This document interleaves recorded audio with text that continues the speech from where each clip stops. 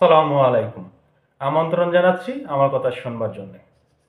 আমরা সকলে অবগত আছি যে আমাদের বাংলাদেশে নির্বাচন কমিশন পুনর্গঠিত হয়েছে। এখানে নির্বাচন প্রধান কমিশনার যে রয়েছেন তিনি চট্টগ্রামের মানুষ। এই নির্বাচন কমিশন কতটুকু সুষ্ঠু এবং নিরপেক্ষ নির্বাচন দিতে পারে সেটি ভাববার বিষয়। আমরা আশা রাখব তারা একটি ভালো নির্বাচন দেবেন। এই নির্বাচন কমিশন নিয়ে ইসলামী আন্দোলন বাংলাদেশের সিনিয়র নায়েবে আমির মুফতি মোহাম্মদ রেজাউল করিম হুঁশিয়ারি দিচ্ছেন। তিনি বলছেন, ভালো নির্বাচন উপহার দিতে না পারলে মানুষ এই কমিশনকে ক্ষমা করবে না। ইসলামী আন্দোলন বাংলাদেশের সিনিয়র নায়েবে আমির মুফতি মোহাম্মদ ফজলুল করিম বলেছেন, নতুন কমিশন হয়েছে, বিগত নির্বাচন কমিশন থেকে আপনাদের শিক্ষা নিতে হবে। যদি আপনি ভালো নির্বাচন উপহার দিতে না পারেন তাহলে বাংলাদেশের জনগণ এই কমিশনকে কোনোদিন কোনো অবস্থাতেই ক্ষমা করবে না।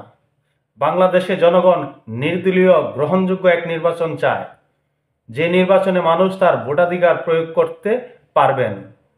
যাকে পছন্দ তাকে যেন মানুষ নির্বিঘ্নে ভোট দিতে পারেন সে ব্যবস্থা করতে হবে।